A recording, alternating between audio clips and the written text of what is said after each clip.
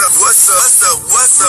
It's your boy Kevin to turn on this motherfucking YouTube shit. This is serious. Wow, what the fuck?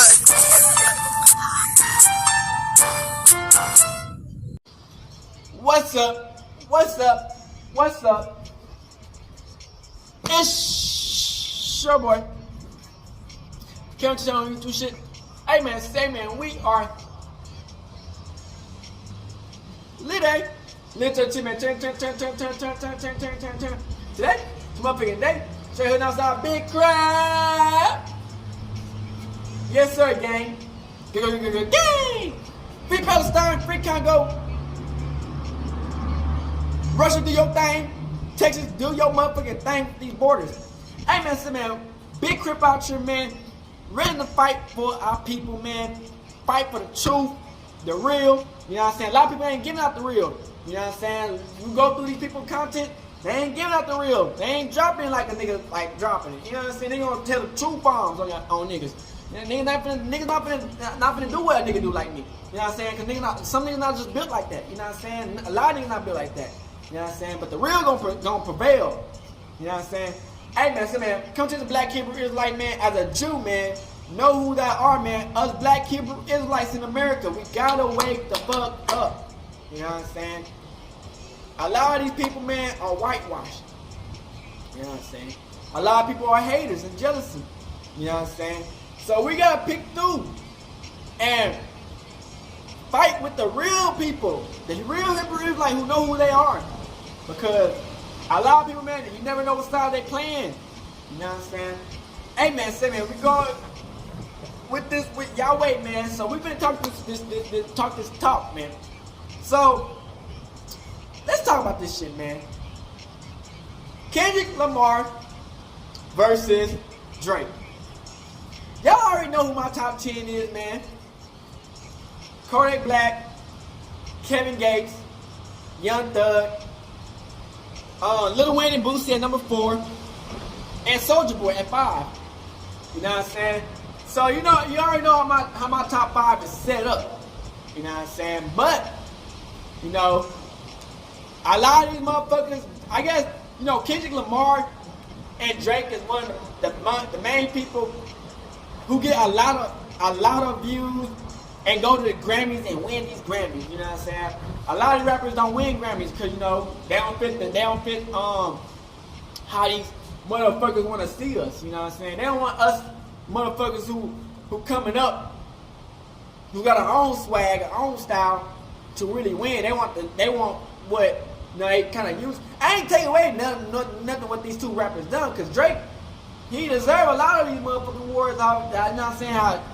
Cause some of the songs used to go crazy back in the day, and he used to hit the milestones. Kendrick Lamar, he had good songs. You know, I was never the biggest Kendrick Lamar fan. You did Crip. I don't know what it was. It's just the way he rapped. I felt like it was like a kind of an older school version, which I really didn't like. You know, some people like it, some people don't. You know, so I never really get into that version of Kendrick Lamar. I always like if it was between Kendrick Lamar and Drake, it was on Drake's side because, you know, Drake was killing it.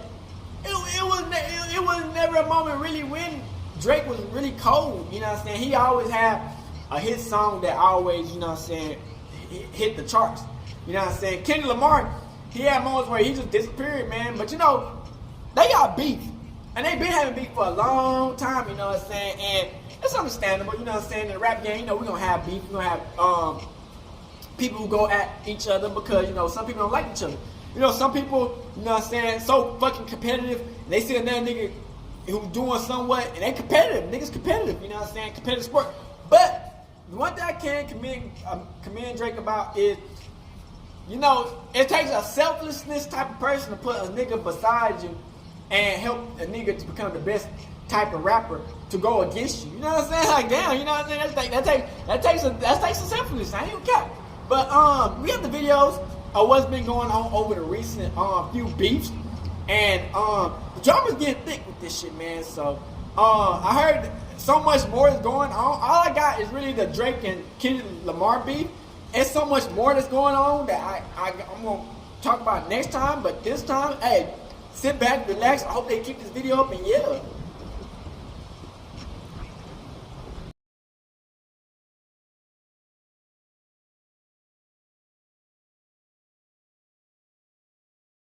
Kendrick. Well, okay. So To Pimp a Butterfly first week sold 324,000. Okay. That's a big number. And that same year, what did Drake drop? What year is that? Is it 14? 15. 15. Okay, hold on. Let's see. Drake album. You might have to go to 16 where he drops Views. Views obliterates that. Okay. If you're reading this, it's too late. That's a little bit of a. That's a mixtape. It's a mixtape. Go to Views. Views obliterates everything. Hold He on. does a mill. Drake Views first. I'll save you the suspense. He does a mill. Okay, you're right. Views Obliterates. To Pimp a Butterfly. Mm-hmm. Okay, you're right. I see where you're going with this. Okay, go ahead. So, again, all right. So now we're at a point where Kendrick is at that's the most he ever sold at 2017 when he drops Damn. What happens, though, and I think behind the scenes, we never really knew what happened, but Kendrick just disappears. He kind of just falls back. Yeah, Damn did 353,000. About the same as To Pimp a Butterfly. No, I thought he did more. I thought he did like 6 something. I'm looking at it right now. His first week, 340 million streams. The second week, it remained at the top 10 and did another 238. So yeah, it did 353,000 the first week. The second week, it did 238. So, I mean, look, a lot of people consider that to be either his best or his second best album next to Good Kid, Mad City. I thought it was a great album. It was his most commercial album, too. Yes. It had Rihanna on it, right? Yeah. What happened then, Kendrick goes ghost. He literally fell off the map. Yeah. He literally stopped playing the game. And Drake goes on an unprecedented run. After More Life, we get Scorpion. The biggest commercial hits of his life. God's Plan. Wait. Views If I had to pick was less than between Scorpion? Kendrick Drake, no. I'm gonna be honest with y'all niggas. But it was. I don't listen to Kendrick. Actually, maybe it was. I thought one of them did a million. I ain't really never been a Kendrick fan. Scorpion is So I gotta pick Drake over Kendrick. Had the biggest But hits he's ever had. the best rapper of I all think, time in the if you look at industry, singles, I'm I picking know God's Kodak Plan's type on shit there. or myself. Maybe You know what I'm In saying? Your Kevin Two Feelings. Turn. But other than that, you know what I'm saying? More Humble, Life you did know what I'm saying? 505. But So Views is his biggest album. I say Drake beats Kendrick, you know what I'm saying? And Because he that got more had hits God's than that Plan on nigga. it. And So he more maybe his popping biggest song. and And I'm internet-wise. maybe my numbers are all. I'll give it to Drake. A little bit, but you know, it's pretty close. Regardless, here's the point. Drake goes on an unprecedented run, even after losing Yeah. and drops hit after hit after Yeah, hit. I think Drake killed Kendrick Lamar's career low key during that time, but I guess they're trying to bring it back a little bit. But I think Drake did too much. He would have literally been in the game, and I think that causes separation. Kendrick Lamar just disappeared. Like niggas don't even know what he rap about no more. You know what I'm saying? Have accepted that Drake's just number one. They just accepted it. Drake's number one. So again, at least 2017, there was like that conversation. Yeah, it was a battle. Because of now it's not no battle. It's like Drake has been killing the game ever since Kendrick Lamar. All the niggas disappeared. J. Cole don't really be rapping like he used to. You know what I'm saying? Them old school niggas. Kendrick, J. Cole, and Drake all dropped on the same day. Most people would listen to Kendrick first. No way. Yeah, absolutely. Yo. Probably. He's more anticipated. Yo, Vlad. He has way more Grammys. Yo, Vlad. Yo, he's more artistic. Yo, Vlad. He's not as much of a pop artist. I get that. You disagree with me? Vlad. No, I think I think Drake beat him. Let me tell you this. I went to The Drake's radio concert last is night. killing. Okay. And when I told you, I went to Travis' concert like about 3 weeks ago. Man, there's 80% girls in there, man. Like it's more girls at that shit than than at Nicki Minaj's concert. It's all women, bro. So I get you what you're thinking. No. But I'm coming from a male perspective. Yeah. I'm telling you, when you go there, it's like That's what you fucking up. It gotta be male and female. You get the male and female. Hey, you double. That's a double. Yo, Drake gave out 20,000 to a woman that had a sign that said, "I just got diagnosed with dementia." No joke. No joke. Somebody's here, sir. Look. He has old, young, majority women. They're throwing bras, panties, anything at this guy. That's not Kendrick. I've been to Kendrick shows. Lamar hate each other. Well, at least one of So them this is hates the Drake other and the person, Kendrick Lamar beef while of the other whole has industry. tried many times to be friendly and squash things. One rapper seemed to believe that they were actually friends, while the other looked at their relationship as a business transaction. After 2 weeks of research, it's safe to say that one MC has lost every ounce of respect for the other. You guys really liked my last video where I broke down all the subliminal disses from Drake's new album, so I decided to stick with a similar style. And in my last video, I asked you guys to hit the like button, which is something I don't usually do, but the video did. Damn, my girl split the bucket at KFC. She listening to Drake, and all I can say, damn, these niggas that much better than me, baby. So Kendrick identified really early on that the mainstream hip-hop wasn't really his thing. However, on June 16, 2011, Kendrick performed in Toronto for the very first time, and when Drake found out he was in the city, he decided to hit him up so that they could meet. I need y'all to know, it's my first motherfucking time out here, you dig? And Kendrick would speak about meeting Drake in a XXL magazine and said, "That's a real good dude. He got a real genuine soul. We clicked immediately." And it was during that meeting that Kendrick provided Drake with a copy of his unreleased album, That's Section 8. crazy how friends turn to enemies. Visions of Martin Luther staring at me. Kendrick said that Drake was the first person outside of his team to hear Section 80 and that Drake was blown away by the project. I even found a 2011 tweet where Drake posted Kendrick's lyrics from ADHD. We never do this unless it comes with an 808. Drake liked Kendrick's music so much that he asked him to be on his upcoming sophomore album, Take Care.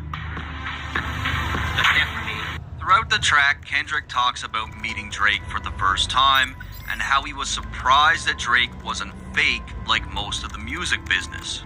Hit me on the cellular, thought he was gonna sell me a false word like the rappers I know. Kendrick outlines how Drake showed him a taste of what being rich and famous actually looked like. Sat down with a few drinks located where you can't see us. A white waitress on standby when we need her. On the track, Kendrick really battles with the idea of becoming famous as he's worried that it will change him for the worse. I think that rap battle between Drake and them is done. Caught up in the lifestyle and what that make me or break me, and that was what the whole record was about when I did the interlude. And I mean, even back then, we could see the difference in these two artists where Drake is talking about the Maybachs and his lavish life, and Kendrick is worried about his mental health and his relationships, his friendships. Is interesting because just 2 or 3 years later, the dude did get depressed from just being in the industry. I didn't know you were suffering from depression the way you said you was on the album. Like, Yeah. Did the industry cause that? Not the industry, just the change. And Drake only continues to show Kendrick more love by taking him and A$AP Rocky on his Club Paradise tour. This is my brother A$AP Rocky. This is my brother Kendrick Lamar. On this motherfucking Club Paradise tour, matter of fact, my nigga Drake, TDE, high power in this, you know. And Drake has always claimed to have fought with management to take these guys on tour because his label had other plans. You know, it's people I can put on here that the label wants me to put on here, but I fight for this one reason, man. Like, I fight to promote what I love. You know what I'm saying? I fight to promote the music that I truly love, so. Drake would mention this again in 2016 on his track 4 p.m. in Calabasas. When he told me take an R&B nigga on the road, and I told him no and drew for Kendrick and Rocky. However, Kendrick's superstardom quickly catches up with Drake, as a year later he dropped one of the best hip-hop albums of all time, Good Kid, Mad City. I used to be jealous of fearing to follow. He was the one to follow. And Black Boy Fly is a bonus track, but to me, that's one of the most beautiful songs on that album. Absolutely amazing storytelling. And it was on that album where Drake returns the favor and gives Kendrick a feature on Poetic Justice. I really hope you play this, cause oh girl, you test my patience. And on the day that the album dropped, Drake even posted a tweet saying, "Congratulations to Kendrick, incredible body of work, honored to be a part of it." However, even at this point, Kendrick and Drake couldn't be more different in terms of how they approach music. I feel like they and two life different in type of general. styles. I think Drake is way more like, you know what I'm saying, for the younger crowd slash older crowd. Kendrick more for the more of the I love older Electra Child's crowd. shoulders. You love the shoulders? I just love her shoulders. She's actually blushing as well. She's No doubt about it, they're just two different guys. Next, we get a bit of an inside look on how Kendrick actually sees Drake as a person when the legend himself, DMX, claims that he would love to beat Drake up. Man, I wish it was like maybe 7 years ago, or maybe like 10 years ago, where, you know, catch LA to beat him up. And just a few days later, Kendrick was asked about his thoughts on DMX's rant, and he thought it was hilarious, saying that his entire tour bus nearly died of laughter. I wonder why these in the front of the bus just cracking up, like hitting walls and shit, just crying. I'm like, what you niggas talking about? They mute, they stop laughing, right? I just hear X going off on a laptop. Spaz. I'm like, what's going on? It's like, yeah, he's going in right now. Now remember, Drake is pretty sensitive, so if he did see that, he probably felt a way about it. So the two would work together for the very last time on one of 2013's biggest hits, A$AP Rocky's Problems. Girl, I know you want that dirt. Girl, I'm Kendrick Lamar. Well, that was it. After that, you never see these two on a track together again. In 2013, things started to get a lot more competitive between the two, because at this point, Kendrick was not just an up-and-comer, he had become that guy. Getting a lot of accolades from your peers and the hip-hop icons. I love Kendrick Lamar. Number one on that list, Kendrick Lamar, what's up? The hip-hop savior, it seems like. Woo! And let's not forget, Drake is still Drake. He had a phenomenal year also. Shout out to Hamilton. Shout out to Toronto one time. Like, the best rap album goes... And they said take care of him. Oh, my God. Given the success of both artists, the media and fans started to debate who was better, and Kendrick started off the year with a bang when he was awarded MTV's hottest MC in hip-hop. And we went through about 15 of them, narrowed it down to 10. The 10 became 5, the 5 became 2. And you, Kendrick Lamar, are the hottest MC in the game, according to the MTV brain. And most of Kendrick's hip-hop friends seemed to be happy for him. I heard you're not happy about that. Nah, I wasn't until I found out who's number one. They made my man number one, K-Dot, Yes. Kendrick, so I'm straight with that. However, Drake was one person that certainly did not send any sort of congratulations to Kendrick. What about your rap peers? Did they call? I know it's kind of competitive, so did they say congratulations? My rap peers, he cold. Okay. Yeah, that's about it. And I mean, at this point, Drake's at least got to be thinking, like, this guy's starting to become a problem. He's getting a little bit close now. And Kendrick's winning streak was just beginning, as 2 months later, he cleaned up at the 2013 BET Awards, winning the Best Male Hip-Hop Artist over Drake. I came up in that same county building, food stamps, welfare, Section 8. And this time, I did find a tweet from Drake where he congratulates Kendrick on the win. Congrats to Kendrick as well. Nothing was the same. With all that said, things were about to change. August 12th, 2013 was a special moment for hip-hop. To this day, it still stands out as one of the most exciting things to happen in the last decade. On Big Sean's Control, Kendrick let everyone in hip-hop know just how competitive he was when it came to that number one spot. I'm usually on boys with the same I'm rhyming with, but this is hip-hop and you should know what time it is. And that goes for Jamaica, Big Crit Wale, Pusha T, Meek Mills, A$AP Rocky, Drake, Big Sean, Jay Electron, Tyler McMillan. I got love for you all, but I'm trying to murder you niggas. Trying to make sure your core fans never heard of you niggas. They don't want to hear not one more noun or verb from you niggas. And we could really, really use a moment like that right now in hip-hop. It's rain like it's Mayweather, good music, yay weather, champagne just tastes better. And let's just give it up for Big Sean, because to me, he had one of his career best verses, but it just got overshadowed because of Kendrick's verse. I said, fuck trying and not doing, cause not doing is something a nigga not doing. I grew up to end big and pop, bitch, and got ruined. So until I got the same crib, big hat in that juicy vid, bitch, I can't motherfucking stop moving. But when it came to Kendrick's verse, nobody that he mentioned had a problem with it. K-Dot and them niggas, that's spam, yo. I think hip-hop need this shit, man, I knew what it was for hip-hop culture. I knew how important it was. He said my name, like he said a couple people's name, and he said he's the best rapper. I say I'm the best rapper every song I'm on. Yeah, but he wasn't coming at him in a disrespectful way. He's coming at him in a competitive way. So for me, it's one of those things where I appreciate. I didn't take it necessarily as a diss. Hip hop is competitive, but I am a competitor. Wait, sorry. Nobody had a problem except for Drake. I just like, I don't know, it just wasn't real to me. It's like, Damn. I saw him after that, and it was just like love. So it's like, was that real, or was that just like for the people? You know what I mean? I think it's a sparring kind of sport. Yeah, but at the same time, it's like, you know, then let it be real then, you know. I mean, because those were harsh words, right? So it's like, you can't just say that and then see me and be like, yeah, man, what's up? Pretending like nothing ever happened. Like, that's not real. And this right here is a Drake on his ass, huh? of why people call Drake soft and emotional. You can't act this way and then sit back and wonder why people are labeling you as such. Like, this is why. And it's interesting because when Drake came into the game, he seemed to understand that competition came with the genre. It's a great thing, though, to be competitive with those guys, because you're always pushing yourself. I mean...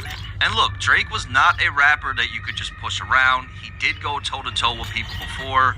Back in the day, a Toronto rapper by the name of Aristo seriously tried to end Drake's career, and it didn't end well for this guy. And it's the room of resolution, I'm finishing it in here.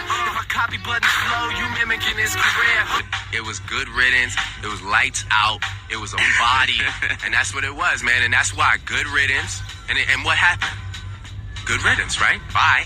I remember when this dropped because it was all over the hip-hop blogs in Canada. And yeah, we did have hip-hop blogs in Canada in 2009. They did exist. With all that said, Drake dropped Nothing Was the Same, and we get to hear the first subliminal shot for Kendrick.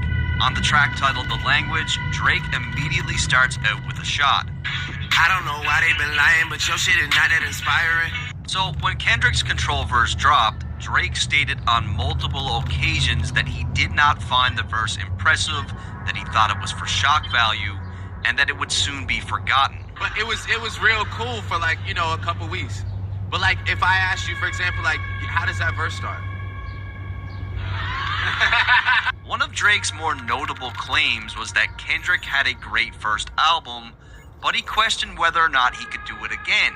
And as far as Kendrick goes, like, I can't wait to see what he does, because now it's time to show and prove. And consistency it's been one album. Consistency is like, you need more than one album, you know what I'm saying? So it's like, it's time to show and prove. And Drake claimed that he was all about putting out memorable bodies of work as opposed to creating moments. When it comes to competition, I'm more worried about consistency. I'm more worried about bodies of work. However, Drake continues to send some more shots. Any nigga that's talking that shit just to get a reaction.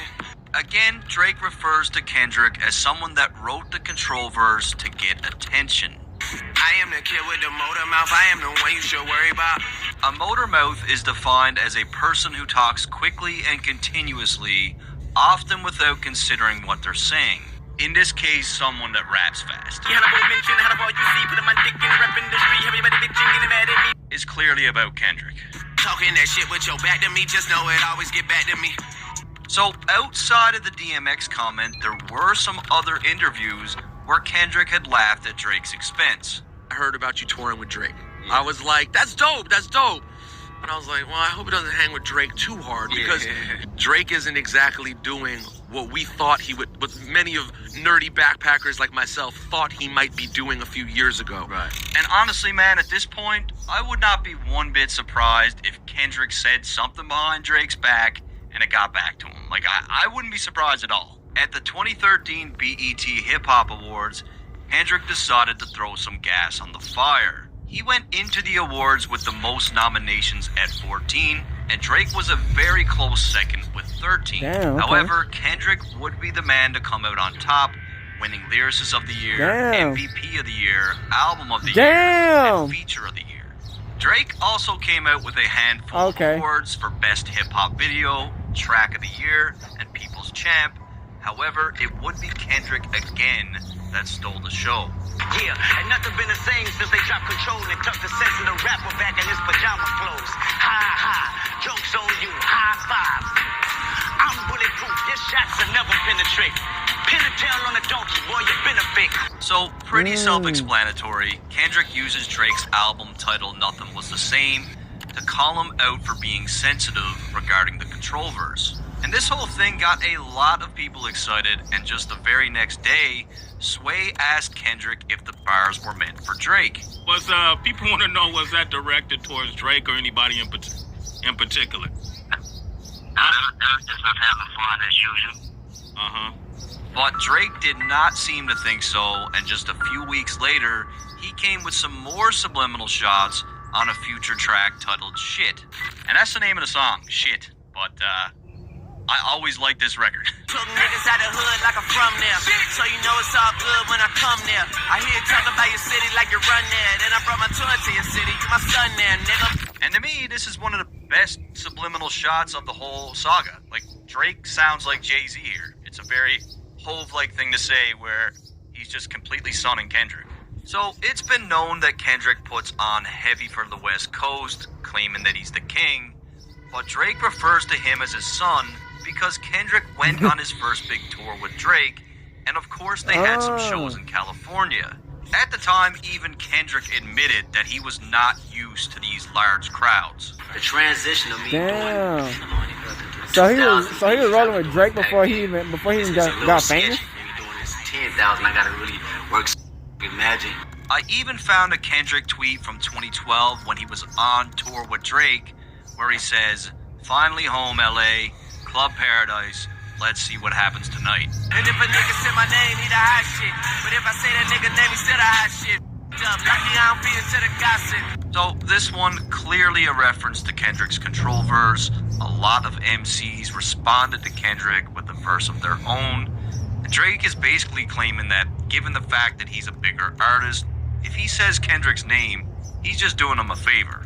And this next one's not even a diss. I just want to show you guys my favorite line from the song. And niggas ain't got a grill, still ice grill hate. I know you already know Mike Will made it. Just looking at the numbers, nigga, I feel amazing. I'll call Michael Jordan up and Mike Will make it. I'm the young rat. You know, he just signed a deal with Jordan. Mike Will made the beat.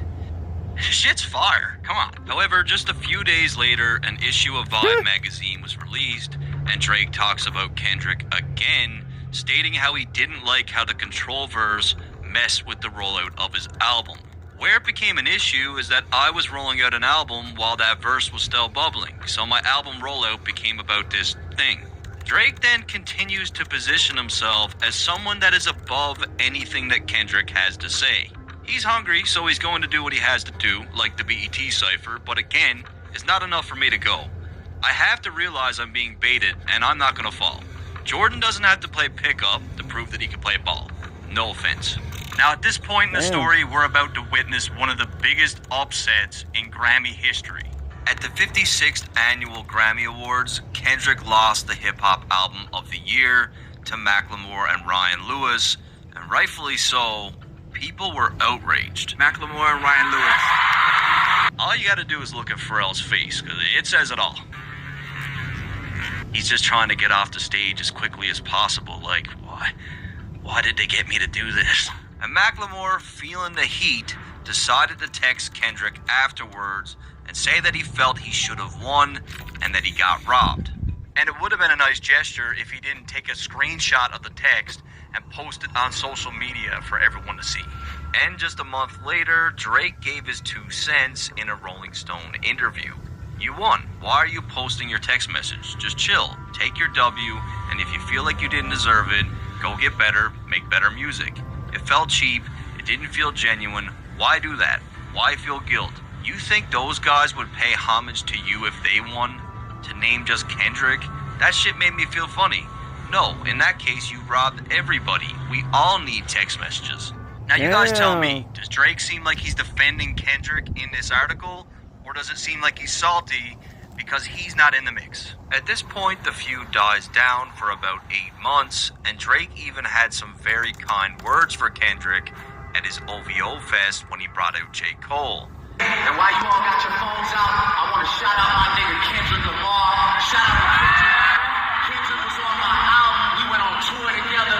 That's one of the hardest niggas alive right there. He's legendary, so shout out to him. He should be standing right there. However, it looks like Kendrick did not get the message, as just 2 months later, he responds to Drake's Motormouth line on a J-Rock track titled Pay For It. I tell them all the hell, King Kendrick, resurrecting my vengeance, been dissecting your motor mouth till I break down the engine. Clearly a response to Drake's subliminal on the language. Again, Kendrick inserts himself as the king, and he doesn't seem to think that Drake can go to distance with him. And it will be just 2 weeks later where Kendrick gets asked about this alleged diss. You know, a lot of rumors are with the Drake thing, like, you know, did you really bring the Drake thing back with the J Rock single, or what's that about? What? I ain't hear about the Drake feud, or look at him going. Damn, man, No. it's disgusting. I think that's people digging in. That's people digging in way too far. Once again, we're all reaching, and it's not about Drake. And just a few days later, Kendrick would get asked about his now year-old Control verse, and this time, he said that all the people that mattered understood it, and for the people who didn't, they don't matter. The people that respected, you know, was people that knew the deal. Yeah. Was the important people that respected and knew what it was, and you know, people that don't respect it, obviously, they just people that don't get it, and you know, really didn't matter. And again, Kendrick claims that the chances of seeing him and Drake go head-to-head is slim to none because they're two different artists. It's just a whole nother dynamic. I can't see myself going bar for bar with Drake. You know, we're two different type of artists. You dig what I'm You would saying? eat Drake. I've argued that. And I honestly feel like this is just Kendrick downplaying Drake as not being on his level. I don't think he respects Drake. I don't think he really ever respected Drake. And there's some underlying meaning behind this when he keeps saying it. Would Drake be somebody you would like to have some fun with? Nah, I couldn't. We come from two different worlds, two different backgrounds. I really don't see that playing out, you know, as entertaining. Maybe to the people listening, you know, not for myself. Keep in mind, Kendrick was classified as the savior of hip-hop. He was embraced by everyone just for the art, whereas someone like Drake really had to go to distance to prove himself, and even then, he could never win over the fans that admired a certain level of lyricism. Many consider Drake to be a pop star, and I feel like Kendrick is saying this without really saying it. Just hold on, we're going home. However, next Drake drops his surprise mixtape, If You're Reading This It's Too Late, and on that project, he had some more shots for Kendrick. They gon' say your name on them airwaves. They gon' hit you up right after like it's only rap. So, Drake had claimed previously that he saw Kendrick just 5 days after the Control verse, and it was all love. I know that verse had no malice behind it because I saw him 5 days later at the VMAs and it was all love. And at this time, Drake was the talk of the town because this surprise project made a big splash. So just a few weeks later, Kendrick decided to shake things up and finally dropped his long-awaited album by surprise as well. And when I wake up, I recognize you looking at me for the pay cut. Bahamas, I be... Naturally, fans and the media pitted the two albums against each other. Kendrick, bruh, how do you let Drake drop a mixtape that goes harder than your album? That's what it is. The fans, it's the fans, Drake man. and Kendrick anymore because they're not even playing the same sport right now. Kendrick is in his own league. And comparing these projects makes zero sense. It's apples to oranges. Drake's project was great for club DJs, gym playlist, cruising in the car. Whereas Kendrick's album touched on real-world issues, was chanted during protest, and is looked at today as one of the greatest hip-hop albums of all time. However, Drake wasn't done as he let another one go on the Game's track 100. I would have all of your fans if I didn't go poppin'. I stayed on some conscious shit. Again, Kendrick had just released To Pimp a Butterfly, his most conscious album to date, and Drake is basically saying that he could do that style if he wanted, but he's on a different mission with his music. Also important to note, the video for this track was filmed in Compton, so Drake is saying all this while in Kendrick City. I'm in the club every time that they play the competition. If they even play the competition, then I seen the response they get. Now, the Game was asked about this, and he didn't seem to think it was a shot at Kendrick, but he also didn't count it out. Drake was taking subliminals at Kendrick on that song, and Kendrick caught it and wanted to return something. I think that would be great for hip-hop. However, one of the worst things to be exposed for as a rapper was about to happen to Drake. On July 22nd, 2015, Meek Mill took to Twitter to expose Drake for having ghostwriters. 10 bands, 50 bands, 100 bands, man. I can remember having a conversation with my little brother on the phone, and we were both saying, like, there's no way. There's no way that Drake has ghostwriters because he's too good of a writer himself. It just doesn't make sense. But boy, were we wrong. Okay, 10 bands, 50 bands, 100 bands, man. Did you hear the reference tracks?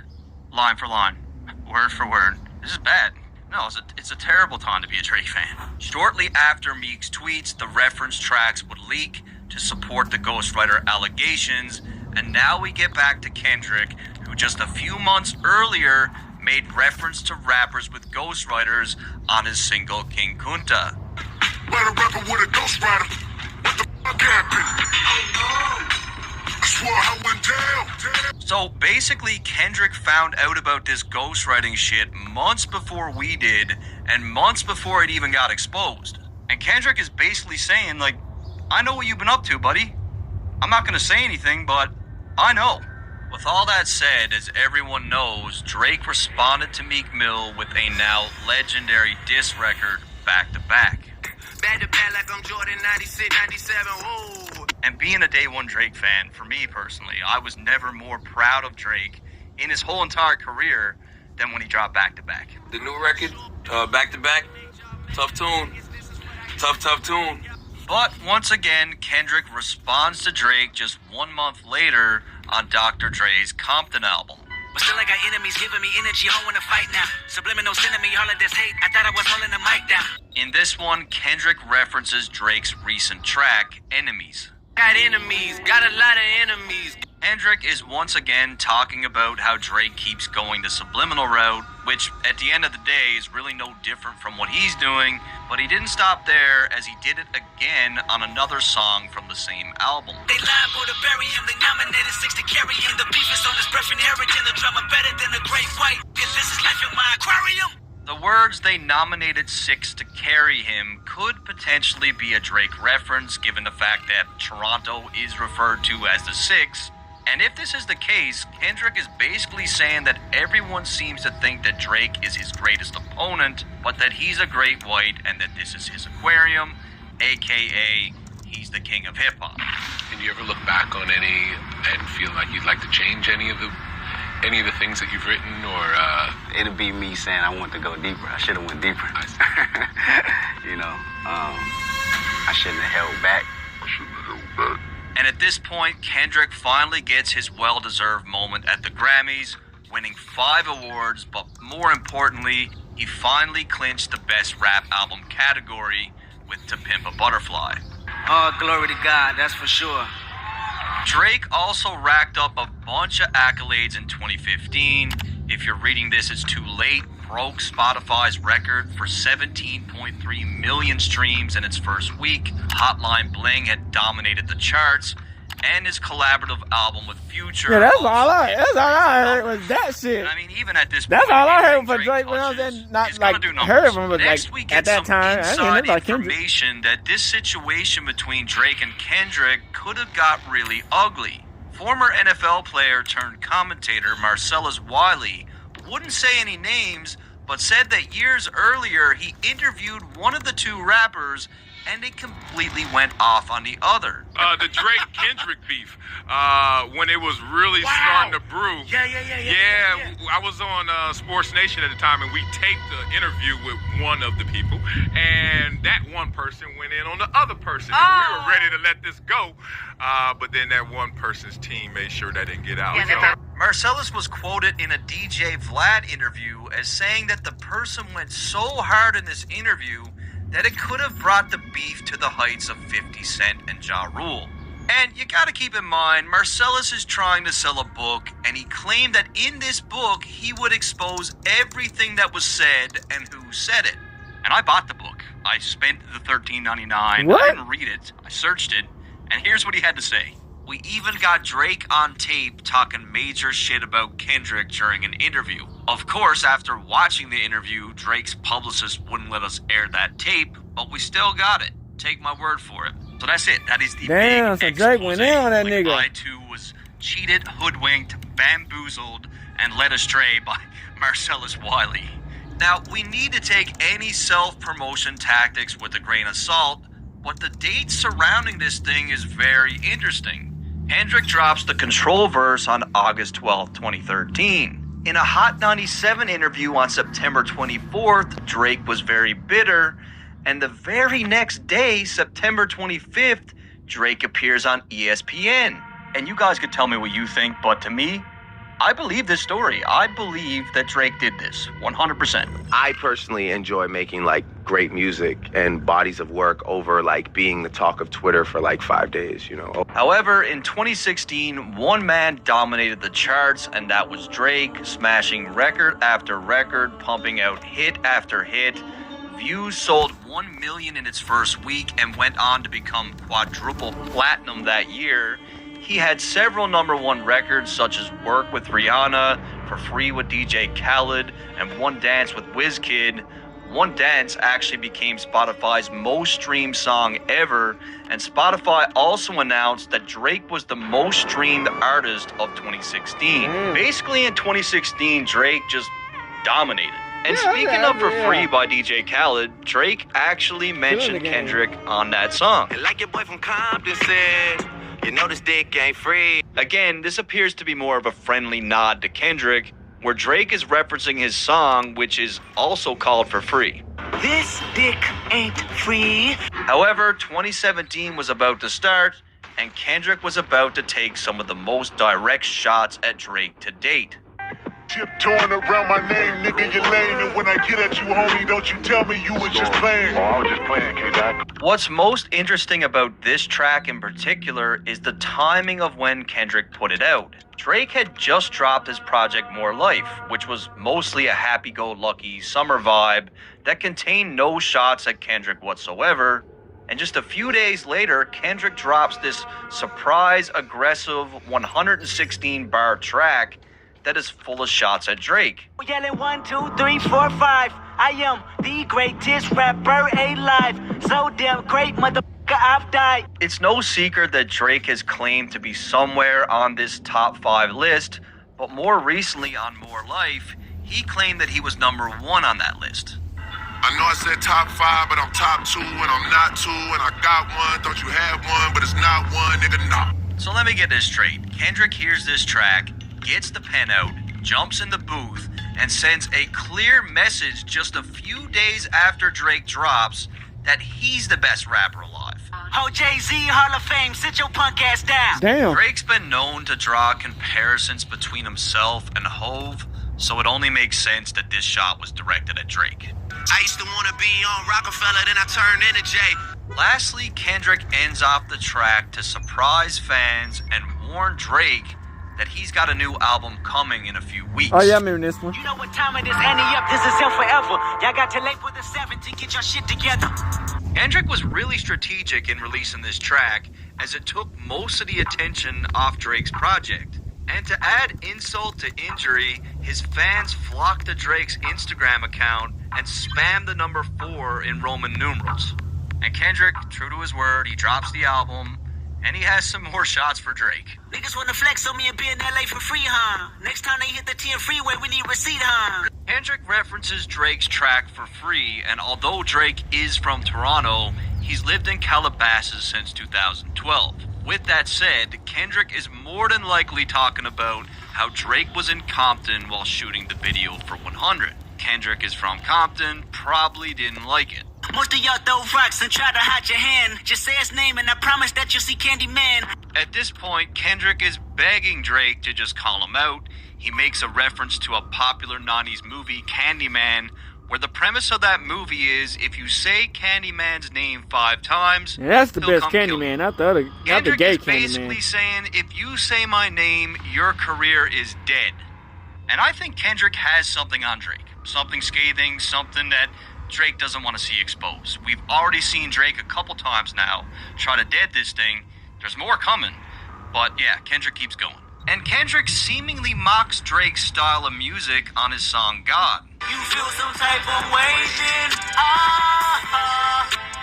there's nobody gonna tell me that he's not mocking Drake here, because Kendrick doesn't usually sound like this. This is Drake. I'm about to glow. Next, we hear Kendrick on Future's smash hit Mask Off, and this one is a very direct response to one of Drake's shots. Planner. Gotta look at yourself and ask what happened. How y'all let a conscious nigga go commercial while only making conscious albums? Very clearly a response to Drake's claims on 100 when he claimed that he could take all of Kendrick's fans if he were to pursue the conscious hip-hop lane. And I stayed on some conscious shit. But Kendrick had proven time and time again that he could have commercial success and be conscious at the same time. At this point, he had 3 cohesive projects under his belt, all of which were extremely successful. I'm African American. I'm black as the moon. Heritage of a small village, part of my residence. Kendrick had also proved that he could easily navigate the pop music lane, having massively successful features with artists like Taylor Swift. We was OG like DOC, remember that. And again, when you listen to that track, he's not compromising his sound. Like he's still rapping. It's all bars. Now, I'm sure none of you forgot about Drake's ghostwriter claims, and Kendrick didn't forget either. In an interview with Rolling Stone, Kendrick gave his 2 cents on the situation. It depends what arena you're putting yourself in. I called myself the best rapper. I cannot call myself the best rapper if I have a ghostwriter. If you're saying you're a different type of artist and you don't really care about the art form of being the best rapper, then so be it. Make great music, but the title, it won't be there.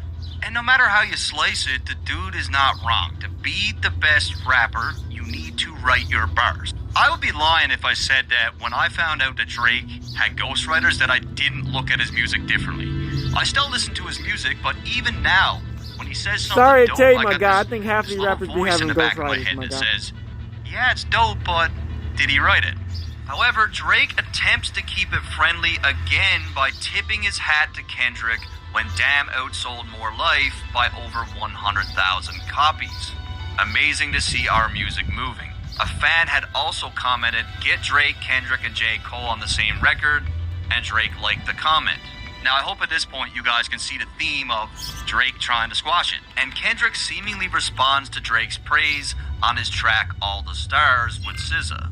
Fuck you and all your expectations. I don't even want your congratulations. Kendrick is not trying to hear it. Just save the bullshit. Oh, you important, you the moral to the story. You endorsing motherfucker, I don't even like you. I don't even like you, bro. Like, which is true. However, on the exact same day, Drake drops a track with some of his most obvious shots to date, Diplomatic Immunity. They try to compare us, but like a job straight out of high school, there's no you and I taught you everything you know, now you got student pride. Drake does not like the Kendrick comparisons, and he brings it back to when he helped Kendrick with his career early on.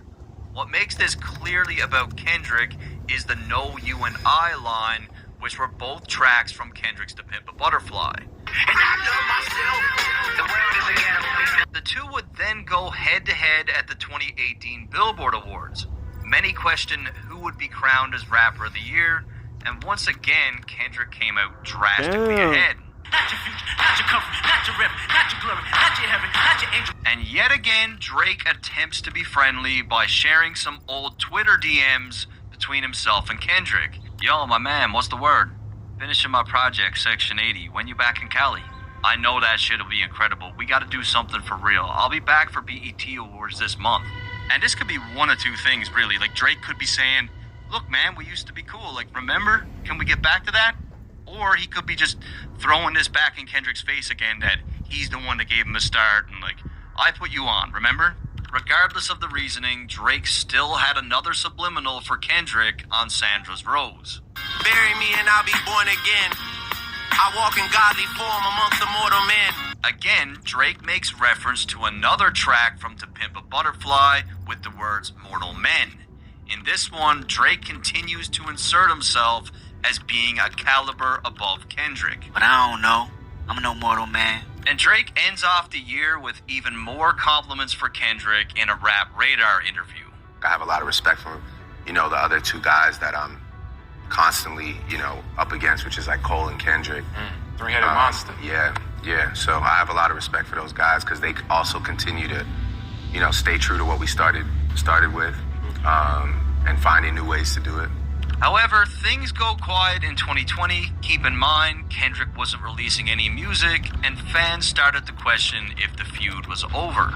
I don't think that the Drake-Kendrick tension is dead. I think that last decade, they fought as long as they could fought, and the decade ended without us having a decisive winner. And I don't think either of them have gotten off of that. And people call Joe crazy all the time, but Joe Budden is right about a lot of shit. He is. And while Kendrick has gone ghost, nowhere to be found, Drake completely dominated the music business. I'm talking about Oprah's Bank Account, Tootsie Slide, Nonstop, In My Feelings, God's Plan, Nice for What, Pop Star, Life is Good, Chicago Freestyle, Laugh Now, Cry Later.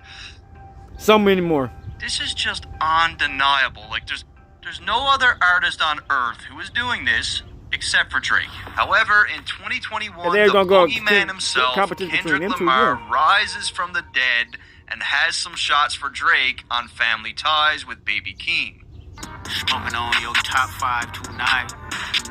Again, he's firing back at Drake's now overstated top 5 claims. Top 5, no debating. Top 5. And Kendrick would continue on to address Drake's claims about being the GOAT. I am the Omega. PG Lane rolling gay SIE. Don't you address me unless it's with 4 letters. At the end of the track, Baby Keem seemingly reveals that Drake has been DMing his girl. Number 2 DMing my that's cool, that's why. However, just a month later, Drake would reply to Kendrick again on his song No Friends in the Industry. For debating who to go, then I make a shit about the numbers, all I know. Drake knows at this point when it comes to selling records, when it comes to breaking records, nobody is standing next to him in hip-hop. He simply dominates on a commercial scale. With all that said, Drake was now celebrating 10 years of Take Care, and he decided to share an old photo of him and Kendrick. And I get it, like, you know, he helped with the project, nice gesture, but why keep doing this? Why keep being friendly to someone who doesn't respect you? However, at this point, 4 years have passed since Kendrick had dropped an album, and while he was on a milk box That nigga be in Dubai or some Drake shit? was still Where the fuck very he much be at? active, releasing Certified Lover Boy. That album went on to break Spotify's record for the most streams in a single day, and in that same year, he also had some notable bangers like Wants and Needs with Little Baby. Come with a classic, they come around years later and say it's a sleeper. But finally, after 5 fucking years, we get the Kendrick album. Rain on me, put the blame on me, got guilt, got hurt, got shame on me. And sadly, a lot of people did not like this album. I'm not one of them. I absolutely loved it. I'm also a big therapy guy because I'm bipolar. I don't really have any choice but not be a therapy guy, but this project definitely connected with me, at least. And it was on this album where Kendrick admitted on the song that he didn't understand why Drake They was having sex in the whole movie video. I was slightly confused. Guess I'm not mature as I think. Guess I'm healing to do. And in my opinion, this is just Kendrick's way of telling Drake that he has zero intentions of ever patching things up with him. And there's people that we meet all the time that we just don't like. Like, sometimes it's for no reason at all.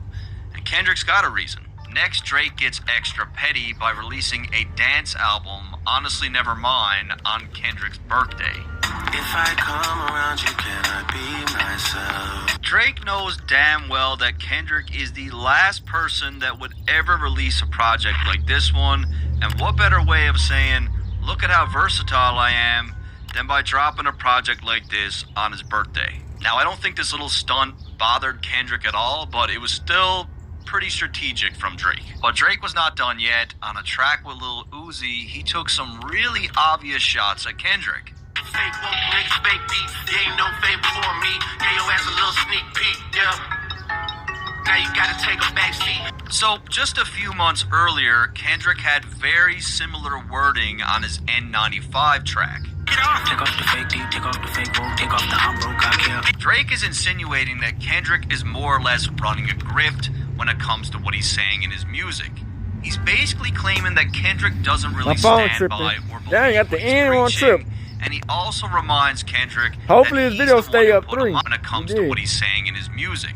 He's basically claiming that Kendrick doesn't really stand by or believe what he's preaching, and he also reminds Kendrick that he's the one who put him on.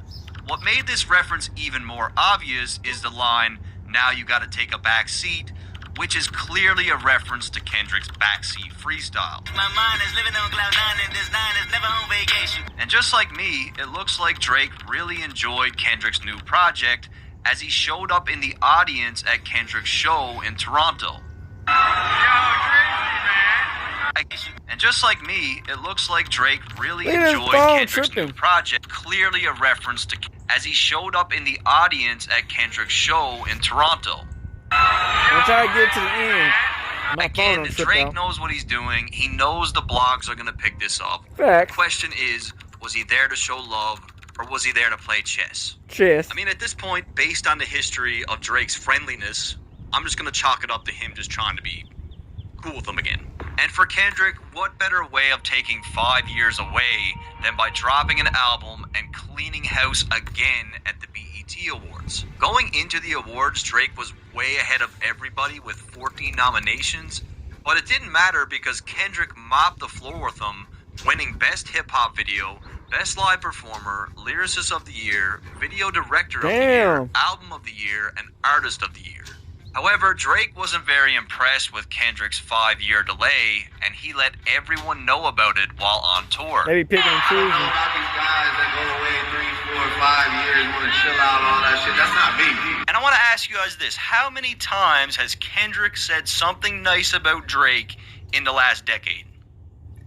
0. Fucking 0. It's all been Drake. We've got 7 or 8 examples here in this video of Drake complimenting Kendrick, saying that he wants to do music with him, reminiscing on old times, just being friendly with him, and Kendrick has said fucking nothing. That gotta tell you something. The guy did a good job. He did a good job with that. It came across my feed. Good to see it edited correctly. Yeah, what's the dirt? Bitch, I'm about to blow up. Alright, back. So y'all see for that situation, man. Okay, that video right here, man. I ain't got. It broke it down. You understand? To the point where it broke it down to where people will be will see that Drake and Kendrick Lamar don't like each other. You know what I'm saying? Like I said, man, in the rap game, some niggas just don't like each other. You know what I'm saying? And you know, I think one of the biggest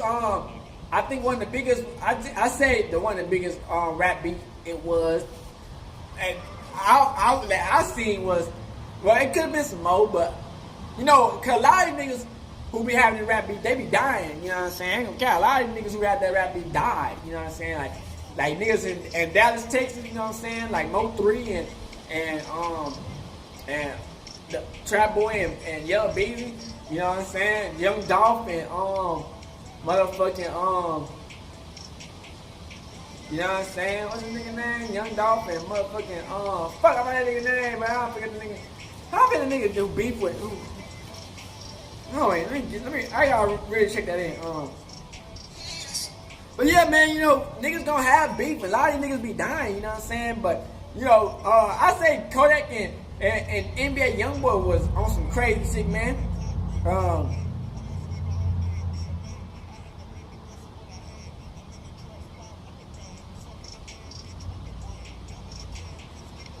Oh yeah, with Yo Gotti.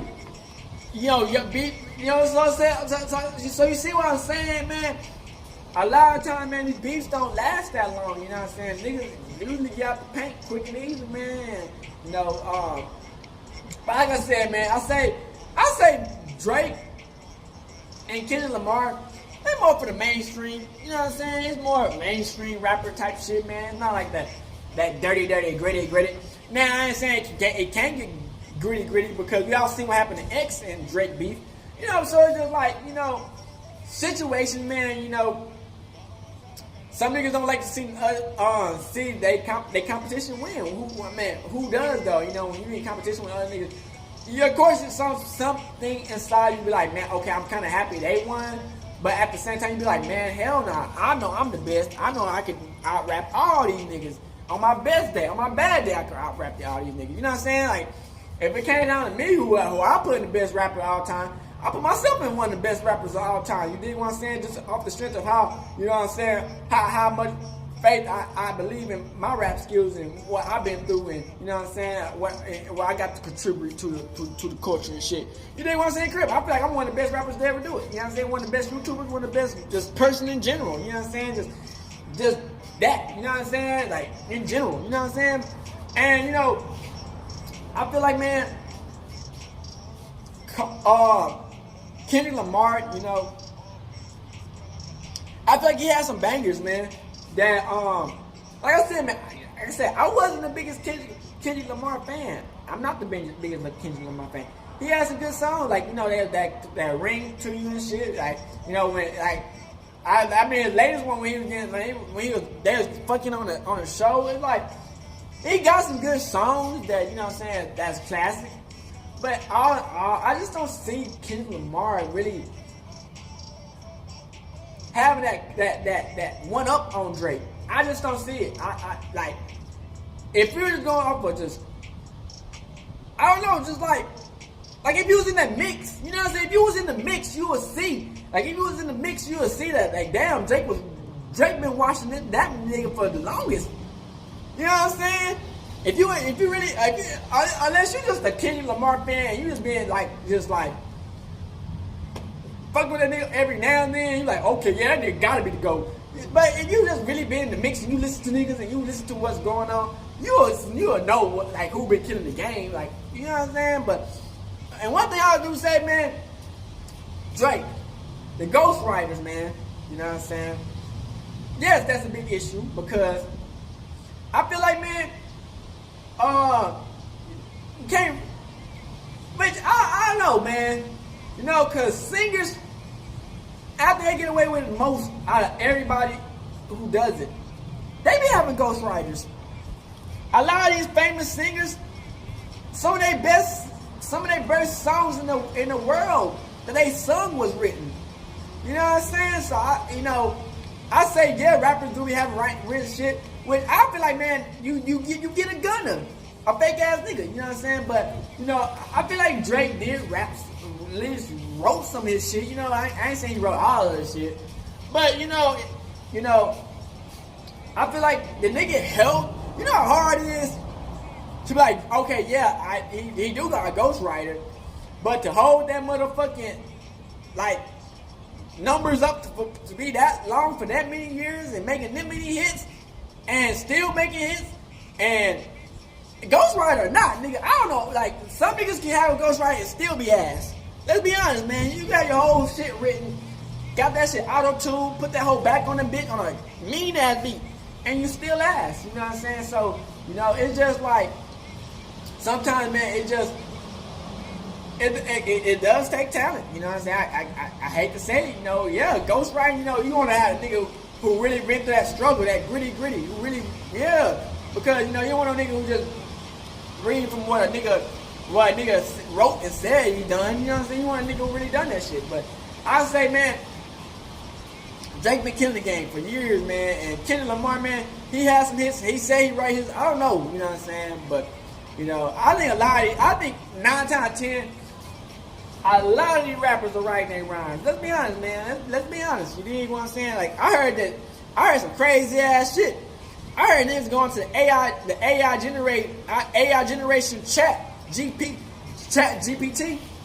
Crazy. You know what I'm saying? These niggas writing their whole rhymes from AI. You know what I'm saying? So it's like, anything is possible at this point. Who knows, man? Who fucking knows? Like, I feel like Young Thugger, if y'all wanted to go like bars and rhymes, I think Young Thugger one of the best rhymers. You know what I'm saying? Just like up tier nigga. Yeah, Future. I feel like Future up tier 3 type shit. Like one of the ghosts of the best rappers. Yeah. You know what I'm saying? Cause you know, I just want to say, I don't feel like Kendrick Lamar never was really in that type of, you know what I'm saying, like on that, like you know how my top 5 is, then that Future, then Sauce Walker, then he wasn't on that type of time, man. He was on, I don't know, I just never did fuck with him like that. I ain't gonna cap, man. You know, I listen to a lot of rappers, man. Kendrick Lamar, you know, he been up church. Even J. Cole, man, he had a little bit of good songs with him, but man, I still don't put them niggas in the top of nothing, like top 5. That's just me, you know what I'm saying? Even Drake, you feel what I'm saying? Like, it's off my personal opinion, you know what I'm saying? For other people, that's for them, you know what I'm saying? But if it was going for who's better, Kendrick Lamar or Drake, I gotta give it to Drake. I'm just gonna be honest with the shit, man. And it's like, you know, hey, the body of work shows it, man, you know, and yeah, he might didn't get all the main award, but he did get awards, and he still did his thing in that bitch, man. You know what I'm saying? And shit, he made a lot of niggas' career end up missing, and shit, he made a lot of niggas' career disappear, you know. And I gotta say, man, damn, you know, you put a nigga on, you know. But you know, it's the competitor in niggas, you know what I'm saying? Cause Crip, sometimes sometimes it be too easy. Let's be honest, man.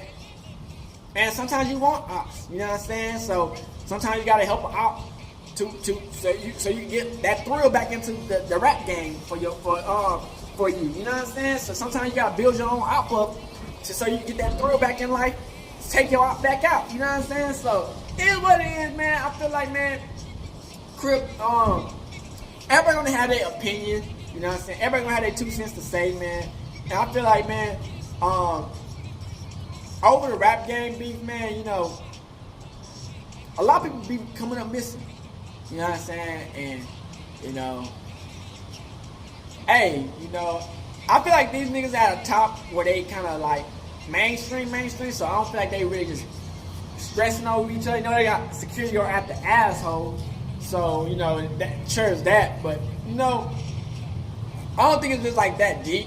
They might not like each other, but we all gotta realize business is fucking business.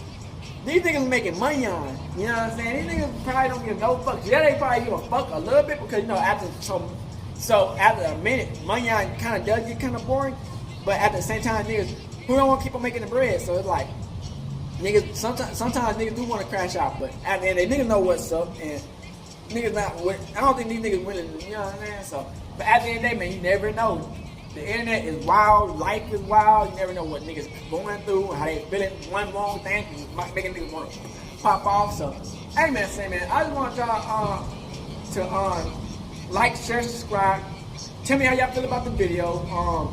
Continue to share my videos. Post the truth, man. Show y'all. Hey, I've been showing y'all that. You don't have to be the best. You don't have to be the most talented off the bat. You don't have to be the most skilled wise. Sometimes you just gotta go out there and have faith. And then you can be the best. You know what I'm saying? Like when I came to the scene, I instantly became the best to ever do it. One video in, I became the best. You know what I'm saying? So you gotta always have that mindset that I might not be the best, but as soon as I post this video, I'm finna be the best. And you know, the best. I'm the best. You know what I'm saying? So at the end of the day, man, you gotta always have that confidence in yourself. Because if nobody has the confidence in yourself, you ain't gonna have the confidence. You know what I'm saying? Because a lot of niggas ready to give up and throw in the towel. So just imagine about you. If they ready to give up and throw in the towel on their own life, so they have to do it quick and hurry easily for a nigga they, you know what I'm saying, they barely know or they barely fuck with. So, you know what I'm saying? Keep Yahweh first. Always on the goal. Us become successful. Us Black Hebrew Israelites. You know what I'm saying? We can make some shit happen and shape, but at the same time, we just gotta understand that, you know what I'm saying? It's gonna take time. Everybody got their time to shine. You might not make it off the first. Somebody else might make it before you who started way earlier than you did. You've been doing it for years. But at the end of the day, man, as long as we able to push and continue to have that dream to become the best or be the best every day, hey man, say man, Crip, we can't give up. And that's the thing that make everybody want to have that drive to be the best, man. So hood and outside Korea. Hey, Dad, you know, dawg, when we link up, dawg, this shit be legendary. Even though this instrumental, you the engineer on it, so Kodak everywhere.